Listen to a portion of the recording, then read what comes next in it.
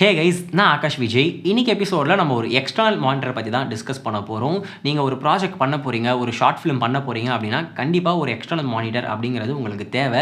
ஏன் அது தேவை, ஏன் ஒரு எக்ஸ்டர்னல் மானிட்டர் நம்ம யூஸ் பண்ணணும் அப்படிங்கிறத நம்ம ஃபஸ்ட்டு தெரிஞ்சுப்போம். நீங்கள் எக்ஸ்டர்னல் மானிட்டர் யூஸ் பண்ணணும் அப்படின்னு நான் சொல்கிறதுக்கான ஃபஸ்ட்டு ரீசன் என்ன அப்படின்னு பார்த்தீங்கன்னா, டிஸ்பிளே சைஸ். உங்கள் கேமரா மானிட்டர் நம்ம எடுத்துக்கிட்டோம்னா ஆவரேஜாக நம்ம எல்லாரும் யூஸ் பண்ணுற கேமரா மானிட்டர் சைஸ் பார்த்தீங்கன்னா 2 to 2.5 இன்ச்சஸ் தான் அந்த சைஸ் இருக்கும். நீங்கள் ஒரு எக்ஸ்டர்னல் மானிட்டர் யூஸ் பண்ணுறீங்க அப்படின்னா 5 இன்ச்லேருந்து 7 இன்ச் 8 இன்ச் நீங்கள் உங்களோட டிஸ்பிளே சைஸ் வேரி ஆகும்.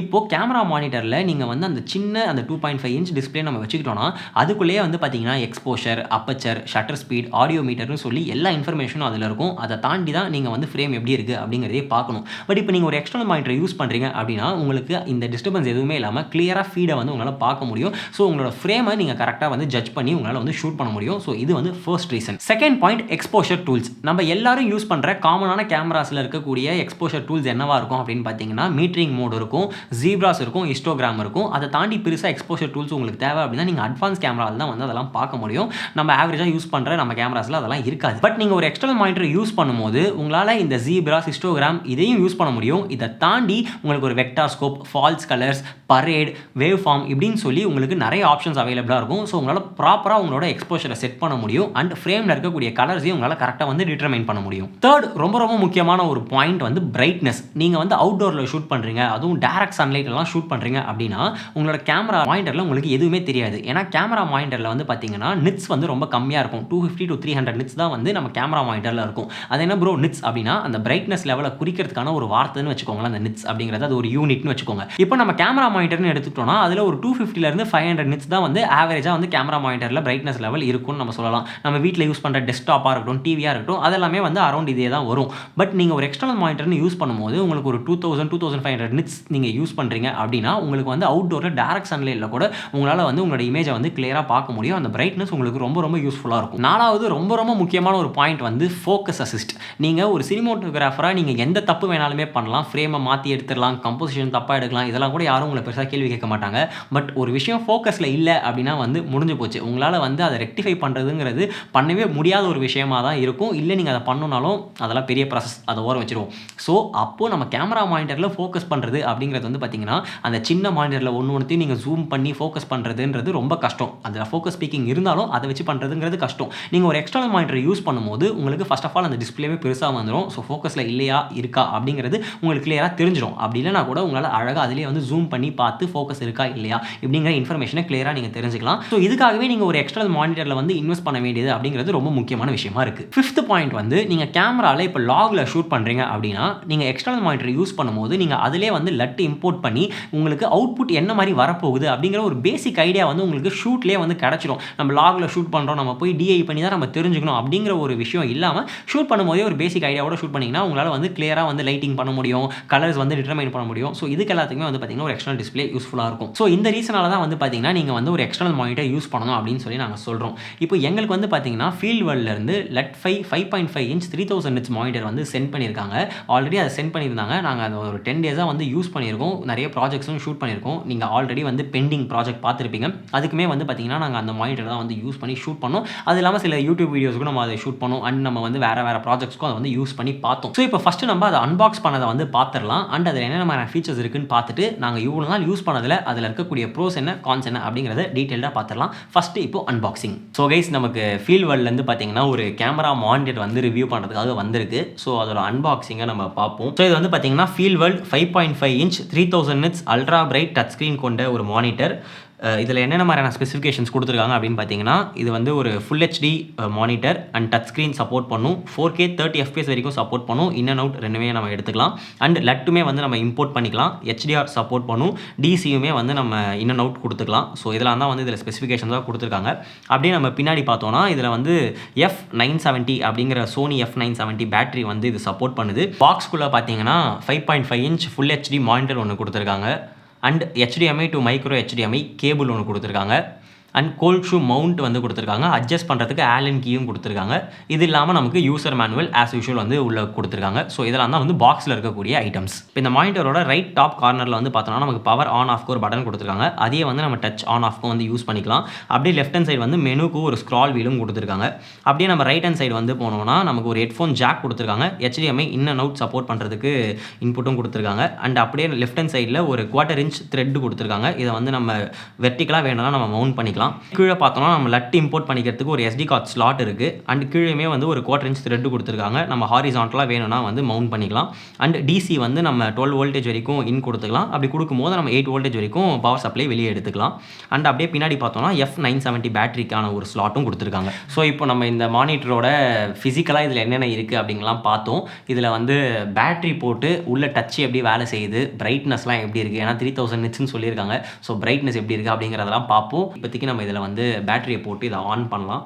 ஸோ பேட்டரியை நம்ம போட்டாச்சு. ஸோ நான் ஆல்ரெடி சொன்ன மாதிரி இப்போ இங்கே மேலே வந்து உங்களுக்கு பவர் பட்டன் இருக்குது. ஸோ பவர் பட்டனை லாங் ப்ரெஸ் பண்ணனா உங்களுக்கு ஃபீல் வேர்ல்டு வந்து ஆன் ஆவாப்பில். அண்டு உங்களுக்கு வந்து இதிலே வந்து பார்த்திங்கன்னா ஆட்டோ டிமிங்கும் கொடுத்துருக்காங்க. இங்கே மேலே வந்து ஒரு சென்சார் கொடுத்துருக்காங்க. ஸோ அந்த சென்சார் வந்து பார்த்திங்கன்னா உங்களுக்கு வெளியே என்ன அளவுக்கு லைட் இருக்குது அப்படிங்கிறத வச்சு அதுவே வந்து ஆட்டோ டிமிங்லாம் வந்து பண்ணிக்கும். ஸோ அந்த சென்சாரும் இருக்குது. நான் ஃபஸ்ட்டு சொல்லும் போது அதை மறந்துட்டேன். ஸோ இப்போ இந்த பவர் பட்டன்லேயே வந்து பார்த்திங்கன்னா உங்களுக்கு டச் ஆன் ஆஃபும் இருக்குது. நான் வேணும்னா டச் ஆஃபும் பண்ணிக்கலாம், ஆனும் பண்ணிக்கலாம். இப்போ நான் ஆன் பண்ணிவிட்டு இதில் வந்து என்னென்ன மாதிரியான உள்ளே இருக்குது அப்படின்னு பார்த்தோம்னா ஃபஸ்ட்டு வந்து பேக் லைட் கண்ட்ரோல் பண்ணுறதுக்கு இந்த லெஃப்ட் ஹேண்ட் சைடில் வந்து நம்ம பேக் லைட் வந்து கண்ட்ரோல் பண்ணிக்கலாம். அண்ட் ரைட் ஹேண்ட் சைடு வந்து பார்த்திங்கன்னா நம்மளால் வால்யூம் வந்து கண்ட்ரோல் பண்ண முடியும். அண்டு இதோட மெனு நீங்கள் யூஸ் பண்ணோம் அப்படின்னு நினச்சிங்கன்னா இங்கே மெனுக்கு தனியாக மேலே வந்து அந்த ஸ்க்ரால் பட்டனும் கொடுத்துருக்காங்க. உள்ளே நீங்கள் யூஸ் பண்ணோம் அப்படின்னு நினச்சிங்கன்னா இங்கே டபுள் டேப் பண்ணிங்கன்னா உங்களுக்கு வந்து மெனு வந்து ஓப்பன் ஆகும். ஸோ இப்போ இதில் மெனு ஆப்ஷன்ஸ் என்னென்ன இருக்குது அப்படின்னு பார்த்தோம்னா ஃபஸ்ட் நம்ம ரைட்டில் வந்து டபுள் டேப் பண்ணோம்னா நமக்கு மெனு ஓப்பன் ஆகுது.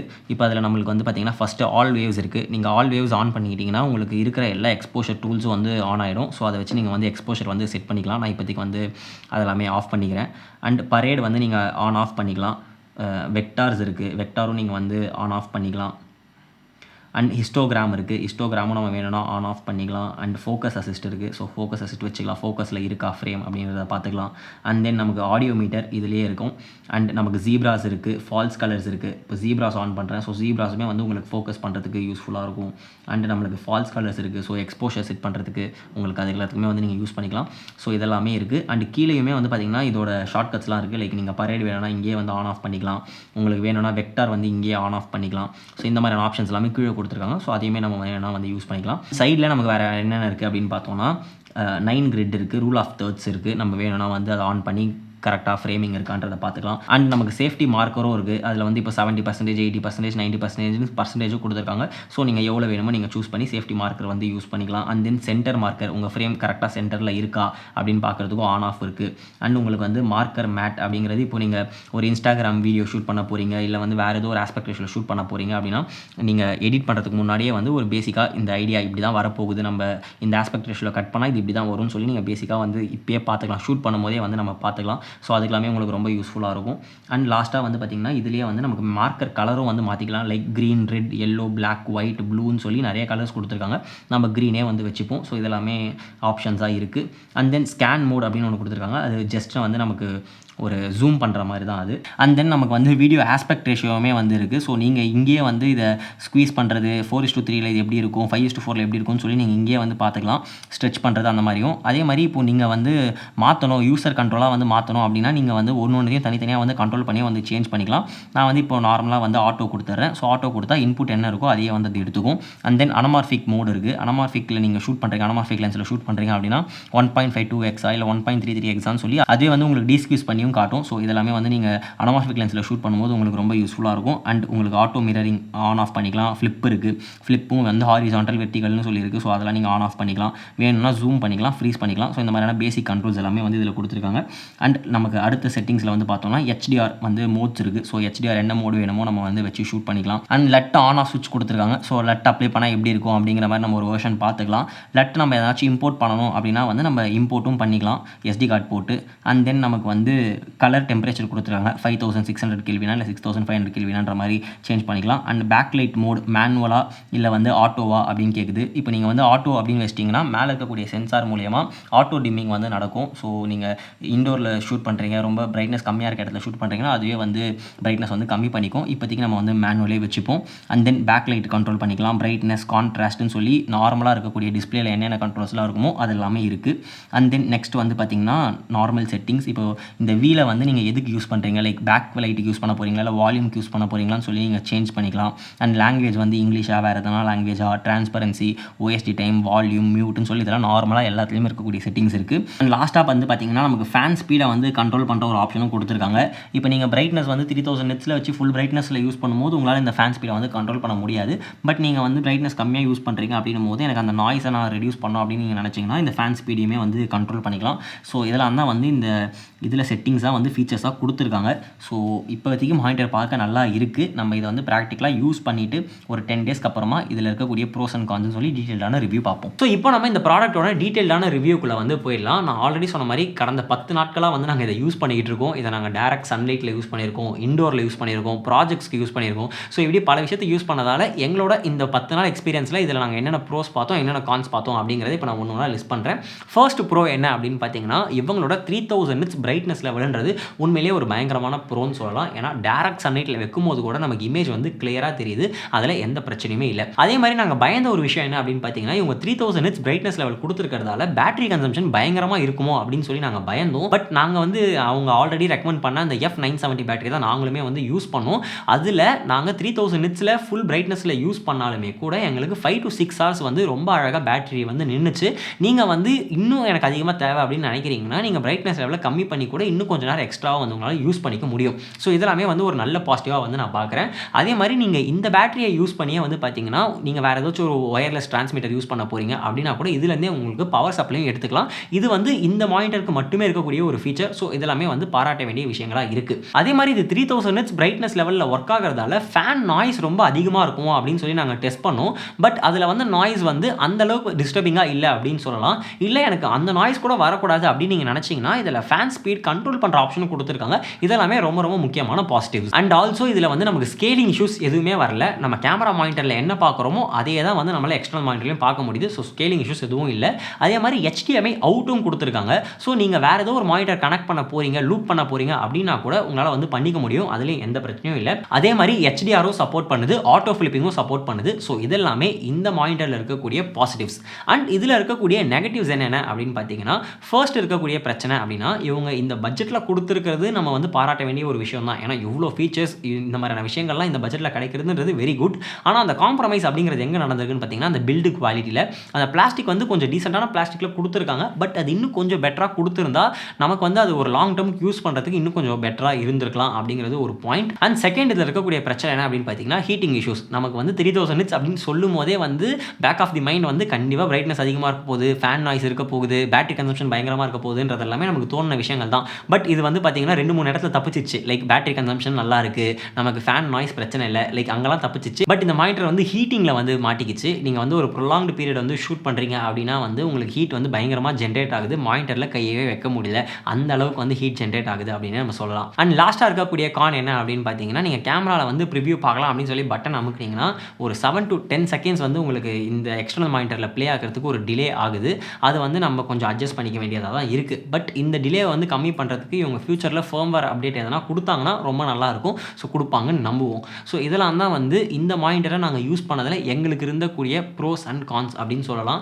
ஸோ இப்போ இந்த வீடியோவில் டீட்டெயிலாக வந்து ஒரு எக்ஸ்டர்னல் மானிட்டர் நம்ம எதுக்கு யூஸ் பண்ணணும், ஒரு எக்ஸ்டர்னல் மானிட்டரில் என்னென்னலாம் இருக்கும் ஃபீச்சர்ஸ், அண்ட் அதை யூஸ் பண்ணும்போது என்னென்ன மாதிரியான ப்ரோஸ் அண்ட் கான்ஸ் இருக்கும் அப்படிங்கிற எல்லாமே நீங்கள் பார்த்துருப்பீங்க. கடைசியாக இது வந்து நமக்கு ஒர்த்தா அப்படின்னு கேட்டிங்கன்னா கண்டிப்பாக நீங்கள் வந்து இந்த பட்ஜெட்டில் இது உங்களுக்கு ஒரு நல்ல ஆப்ஷனாக இருக்கும். நீங்கள் கண்டிப்பாக வந்து வாங்கலாம். நீங்கள் வாங்கணும்னு நினைக்கிறீங்கன்னா நாங்கள் டிஸ்கிரிப்ஷனில் லிங்க் கொடுக்குறோம், நீங்கள் வந்து பர்ச்சேஸ் பண்ணிக்கோங்க.